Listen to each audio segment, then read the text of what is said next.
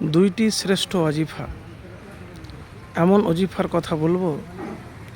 এই ওজিফা আমল করতে গেলে আপনার জীবনের সম্পদ কমবে না, সম্পদ, ধন সম্পদ বৃদ্ধি পাবে।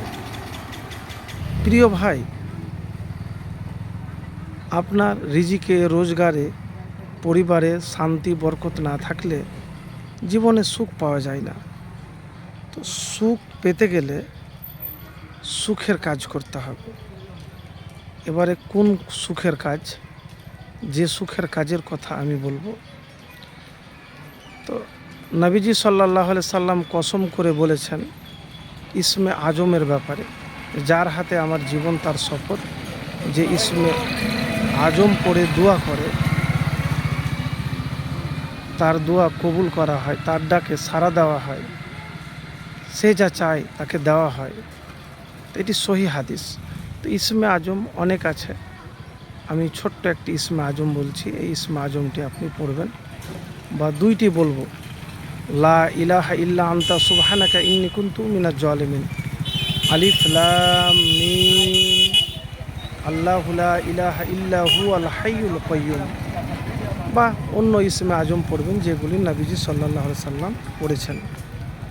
তারপরে আপনি দুরুদ শরীফ পড়বেন। একা দুরুদ শরীফ না যদি আপনি পড়েন তাহলে কিন্তু আপনার রোজগার, রিজিকে বরকত আসবে না। দুরুদ শরীফ অবশ্যই পড়বেন। তো কোন দুরুদ পাঠ করবেন জানেন?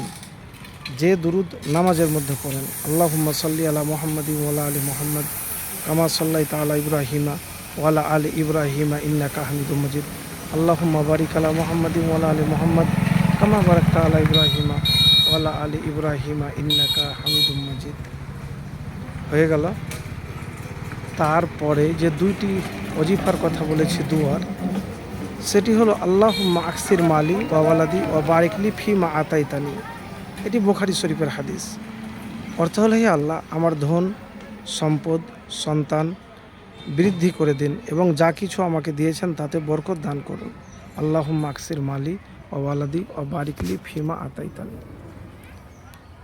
এই দোয়া করবেন। যখনই করবেন ইসমে আজম পড়বেন, দুরুদ পড়বেন আর এই দোয়াটি পড়বেন। এবার আপনার জীবনের সম্পদ কমবে না। তার জন্যে আপনাকে কৃতজ্ঞতা প্রকাশ করতে হবে। কৃতজ্ঞতা বুঝেন? মানে শুকরিয়া আদায় করা। আল্লাহর শুকরিয়া আদায় করতে হবে। আল্লাহর শুকরিয়া আদায় যদি না করেন তাহলে কখনোই আপনার রিজিকে, রোজগারে বরকত আসবে না।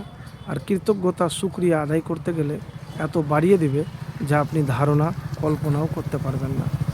তো মুখে খালি আলহামদুলিল্লাহ নয়, বাস্তব জীবনে ফুটে ওঠে। অন্তরের বিশুদ্ধতা লাগবে, সব কিছু লাগবে।